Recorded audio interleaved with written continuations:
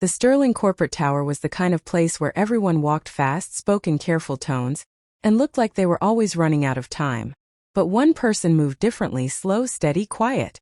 His name was Henry Walker, the janitor. Middle-aged, with gentle eyes and hands calloused from real life, not boardrooms. Most employees didn't know him beyond a polite nod. Some didn't notice him at all. Except Lily. Lily Sterling was the 7-year-old daughter of the CEO, Daniel Sterling. Her mother, Emily, also worked in the building, helping run charitable events through the company foundation. Lily had practically grown up in the building. She knew who smiled at her, who looked away, who had softness in their voice, and Henry always had kindness for her. He would tie ribbons in her hair when they came undone. He taught her how to fold paper birds. On tough days, he would sit with her in the cafeteria and draw silly cartoons on napkins.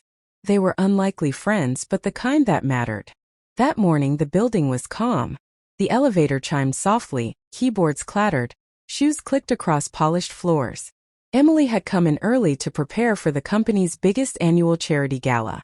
She told Daniel she felt a little tired, maybe a headache, nothing serious. She kissed Lily's forehead and sent her to her usual playroom in the building. No one noticed when Emily leaned on her desk. No one heard when her breathing turned shallow. No one saw her slump slowly onto the floor. Except Lily. She had come running back from her playroom, excited to show her mother a crayon drawing of Henry teaching her how to fold paper swans. But what she saw froze her feet solid. Her mother was on the floor, eyes half open, not moving. "Mom!" Lily's voice trembled. "Mommy!" No response. Her little hands shook. Her heart hammered. She tried to scream, but her throat wouldn't open. Then instinct, pure instinct, took over. She ran. Not toward the clinic on the 3rd floor. Not toward the security desk. Not toward her father's office. She ran to find Henry. Because somewhere deep inside Lily knew. Henry fixes things. Henry was mopping a hallway near the storage area when he heard the rapid tapping of small shoes. "Henry!" Lily's voice cracked like breaking glass. He dropped the mop immediately. "Lily? What's wrong?" She grabbed his hand, tears streaming down her face. "Mom's not moving. Come. Please hurry." Henry didn't ask questions. He didn't hesitate. He ran.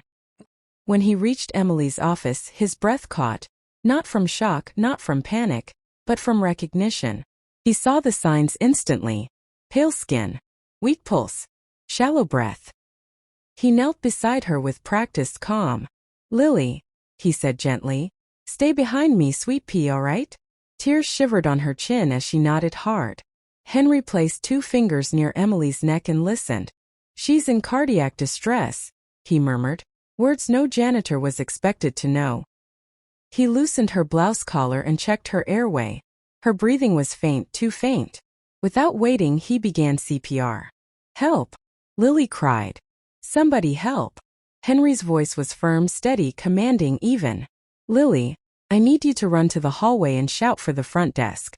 Tell them I need the emergency medical kit. Go." She ran. Henry kept working, pressing, counting, breathing for Emily. His face was determined but calm, like he had done this before. Because he had. When Daniel Sterling burst into the office, the sight nearly destroyed him. Lily was crying into his suit jacket. Henry was on the floor, keeping Emily alive with rhythmic, precise compressions. "What's happening?" "Emily." Daniel's voice cracked. Henry didn't look up. "She's going into cardiac arrest. I need space. Don't stop me." Daniel was stunned, not only by the situation, but by the authority in Henry's tone. The medical team arrived seconds later. They took over, but kept glancing at Henry as though they already trusted him. As they loaded Emily into a stretcher, Henry spoke to them in medical terms. Terms no janitor should know. Terms Daniel recognized from his own physicians. "Was he?" Daniel whispered. But there was no time for questions. They rushed to the hospital. Hours passed in suffocating silence. Lily sat curled against Daniel. Her small fingers gripped his sleeve like she was afraid he might disappear too. Every so often she sniffled softly. Daniel stroked her hair, his thumb shaking. He kept replaying the memory. Henry's hands on Emily's chest, confident, steady. Finally, a doctor approached. She's stable now. Another 5 minutes without CPR, and we would have lost her. He paused. Who performed the CPR? Daniel pointed to Henry, who stood quietly near the wall. The doctor stepped toward him.